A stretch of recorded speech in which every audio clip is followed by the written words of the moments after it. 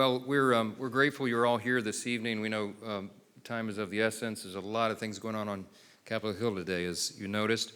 But we certainly want to pause and give honor where honor is due. It's a biblical admonition and one we take very seriously.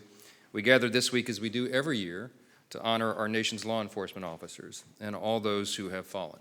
I come from a first responder family, and I understand that sacrifice. My dad was a firefighter. When I was 12 years old, he was burned in the line of duty.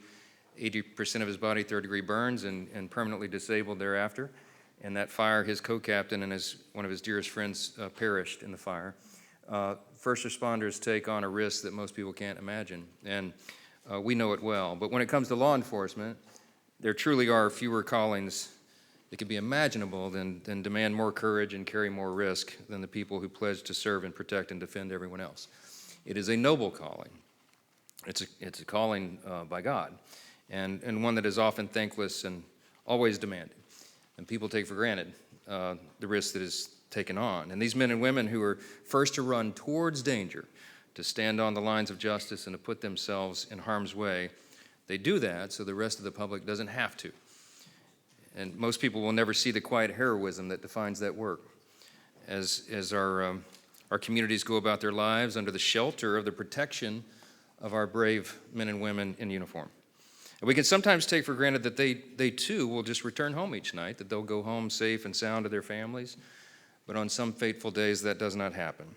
And that day changes everything, of course. And that day is why we are here. This year, the names of 345 fallen heroes will be etched into the National Law Enforcement Officers Memorial.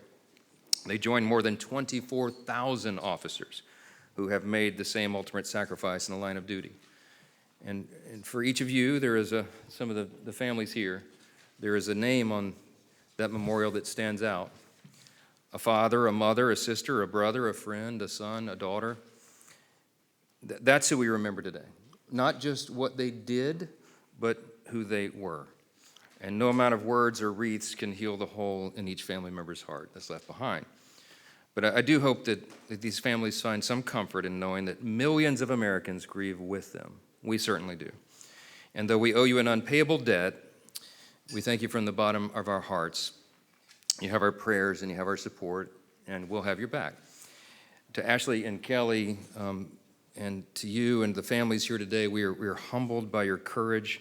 We thank you for being here to share your story.